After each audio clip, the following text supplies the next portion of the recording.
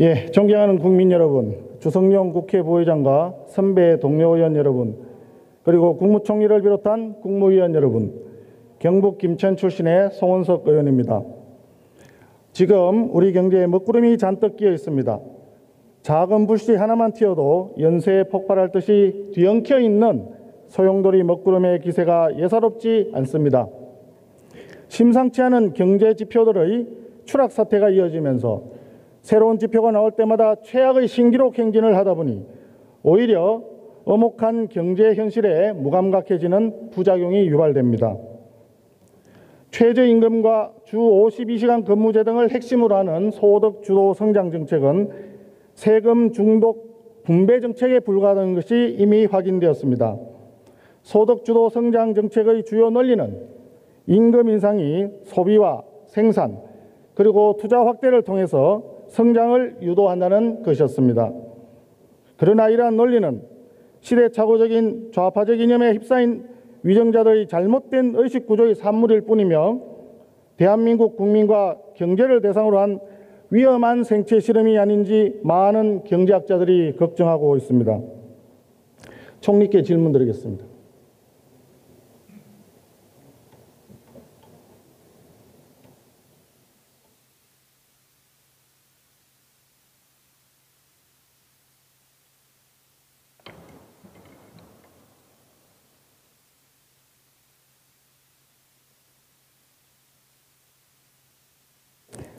예, 화면을 좀 띄워주십시오. 지금 억소리 나는 악소리 나는 재앙적인 경제입니다. 일자리, 참사, 쪼개기 고용, 실업자, 그리고 최악의 경기 동행 선행지수, 소득 양극화, 수출 감소, 이 모든 것이 다 최악의 지표들입니다. 다음. 예. 지난해 취업자 증가 수가 전년 대비 3분의 1 토막이 났습니다.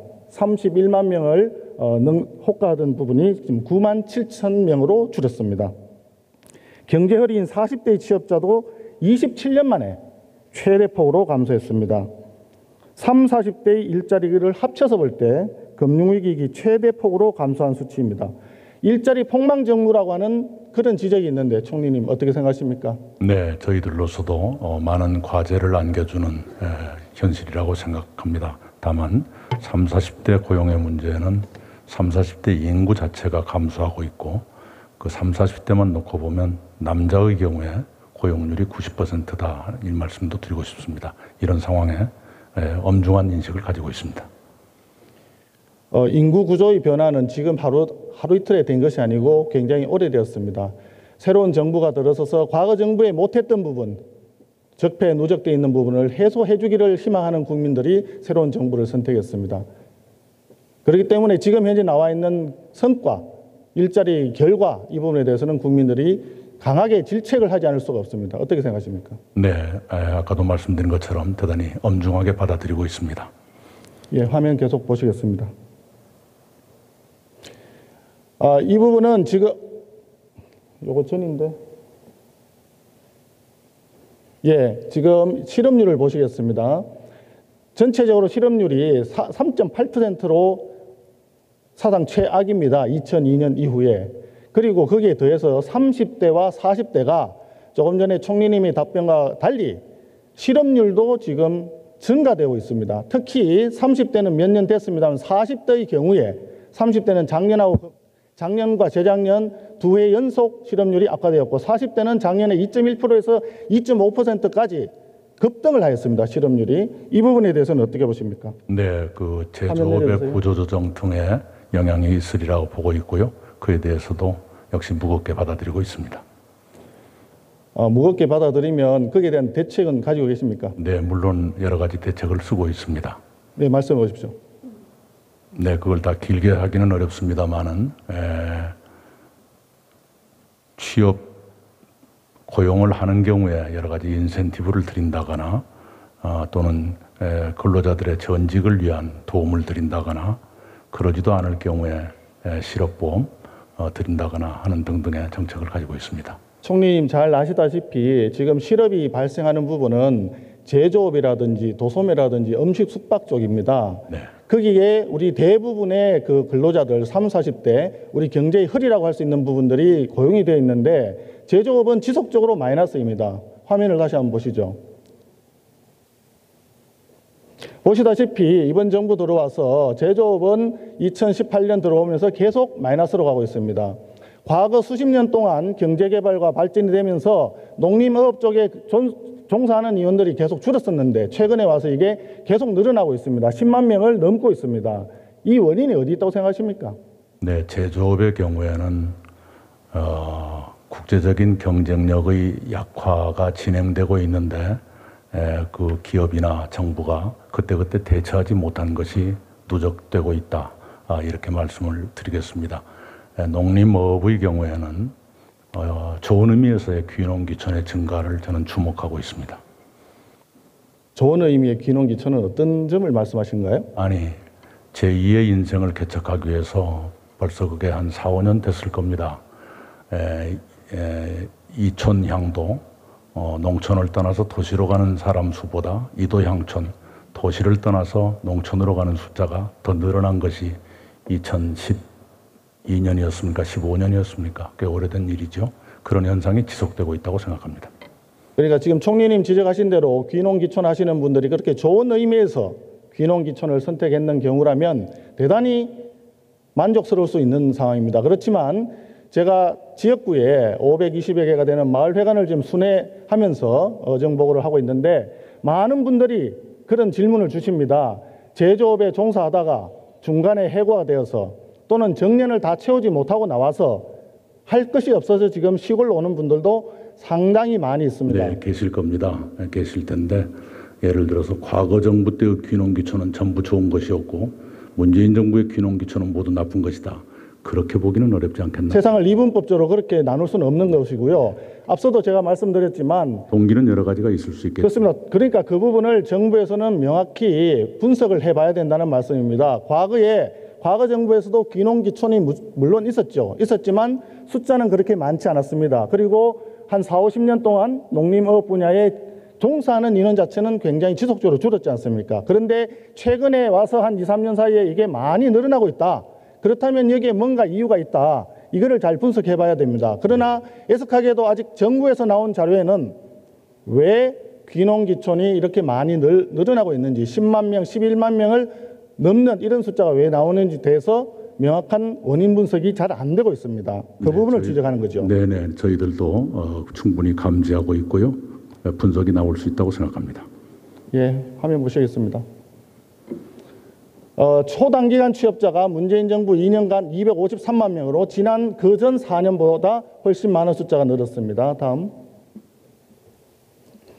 지금 경기 동행지수와 선행지수가 8개월 연속 동반 하락하고 있습니다. 이러한 수치는 72년도에 있었던 석유파동, 오일쇼크 이후에 최장기간입니다. 무려 46년 만입니다. 다음. 거기에다가 소득 양극화가 또한 최악으로 벌어지고 있습니다. 소득 1분위는 점점 더 어려워지고 소득 5분위, 상위 20%는 점점 더 빈익빈 부익부가 심화되고 있습니다. 과거 정부의 빈익빈 부익부는 소득이 전체적으로 늘어나면서 있었던 데 반해서 지금 현재는 오히려 가난한 계층, 소득이 낮은 계층은 소득이 오히려 줄어들면서 발생을 하고 있습니다. 굉장히 악성 소득 양극화라고 할 수 있습니다. 그거를 소득 5분위 비율로 보시면 2018년도에 5.47배로 갑자기 폭등을 하고 있습니다. 이 부분이 많은 경제 전문가들은 소득 주도 성장에 의한 최저임금 급등에 따라 가지고 소득 100만 원 받던 사람이 150만 원 받는 사람은 좋은데 오히려 100만 원 받던 사람이 해고되어서 소득이 제로가 되는 이런 이유로 인해서 발생하고 있다. 이렇게 분석하는 의견이 있습니다. 어떻게 보십니까? 네, 수용합니다. 그러나 동시에 1분위 최하위 소득계층 20%의 절반 가까운 숫자는 70대 이상입니다. 급격한 고령화의 영향도 꽤 크다고 보고요. 노인 빈곤의 문제가 동시에 제기된다고 생각합니다. 아까 쪼개기 고용 말씀 주셨는데 많이 줄어든 것 중에 하나가 임시직 고용 숫자입니다.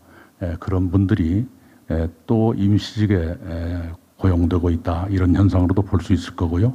그런 자리라도 공공분야가 제공하는 것이 필요하다고 생각합니다. 총리님 잘 아시겠지만 지금 아르바이트하는 학생들의 입장에서는 한 아르바이트 직장에 오랜 시간 근무를 하면 좋은데 경영주 입장에서는 이렇게 되면은 주휴 시간이 포함돼 가지고 주휴 수당을 많이 줘야 됩니다. 그렇기 때문에 그 시간 자체를 아르바이트 시간을 대폭 줄일 수밖에 없습니다. 그러면 학생 입장에서는 두 군데를 띄어야 됩니다.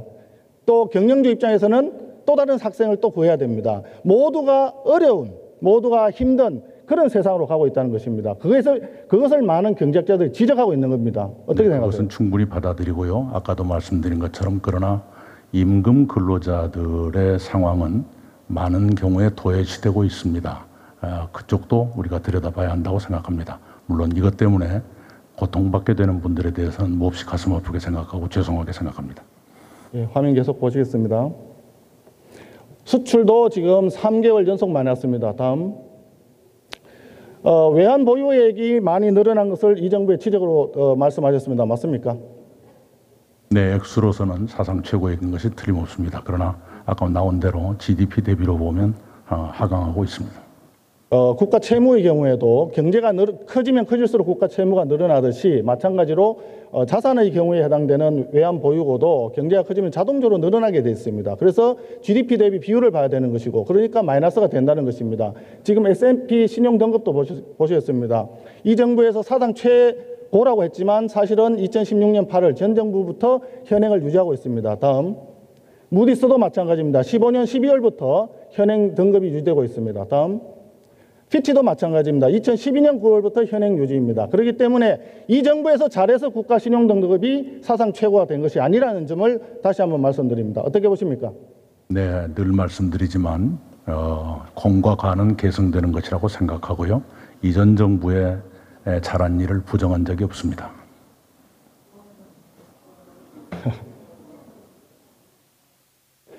정리님, 네. 공과 과가 앞서 말씀하신 대로 시간은 연속선상이기 때문에 정책도 연속선상으로 가야 된다고 봅니다. 네. 그런데 이 정부에서 잘한 일이 뭐가 있느냐 했더니 신용등급 얘기를 하고 외환 보유고를 얘기를 했습니다. 그런데 그 부분 알고 보니까 다 전 정부에서부터 이루어진 일이에요. 그렇기 때문에 이런 부분을 가지고 현 정부의 취재인 것처럼 포장해서 국민들을 호도하는 것은 잘못되었다. 그러면요.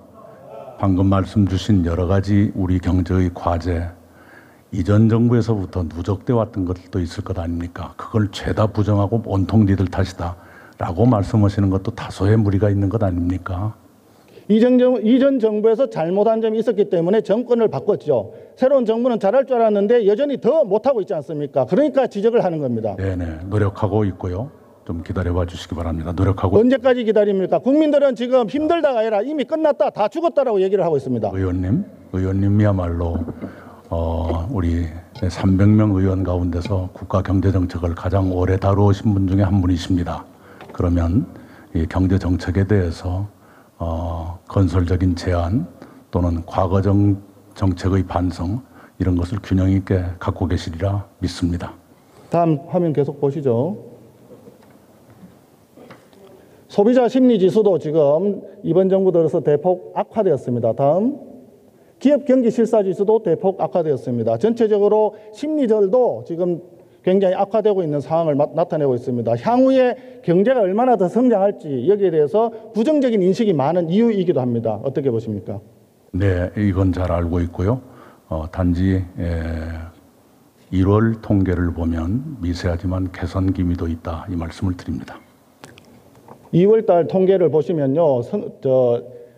취업자 숫자가 좀 늘어났죠. 그런데 그것은 종전에 3월부터 시행하던 재정지원 일자리 사업이 2월로 당겨졌기 때문에 나타난 결과입니다. 거기 노인 일자리가 무려 30만 명이 넘게 39만 명인가 늘어났습니다. 그 효과일 뿐입니다. 하나 더 말씀드리겠습니다. 성장률이 OECD 상위라고 했는데 알고 보면 30, 50 클럽 중에서 우리가 좀 1위, 2위를 다투고 있다는 얘기입니다. 전체 OECD 36개국 중에서는 작년도 성장률이 21위에 불과합니다. 무려 2016년 11위에 비해서는 10계단이 떨어졌습니다. 어떻게 보십니까? 네, 저희들이 주요 국가들 그리고 아까 말씀 주신 30, 50에서는 양호한 편이고요. 저희가 어려운 여건 속에서 노력하고 있다 이렇게 말씀을 드리고 있습니다. 30, 50 클럽에서 성장률이 미국과 1, 2위를 다투고 있다는 걸 가지고 전체적으로 OECD 국가 중에서 1, 2위인 것처럼 국민을 호도하면 안 된다고 생각합니다. 네, 호도할 생각 없고요. 네. 감사합니다.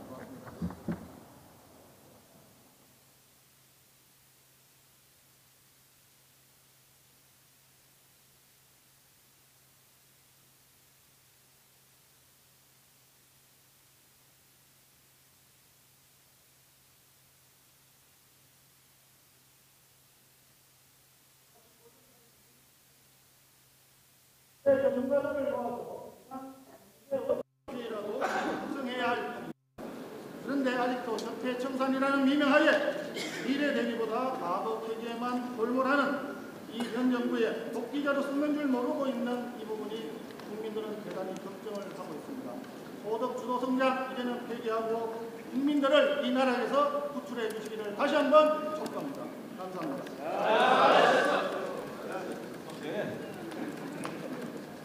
예, 송원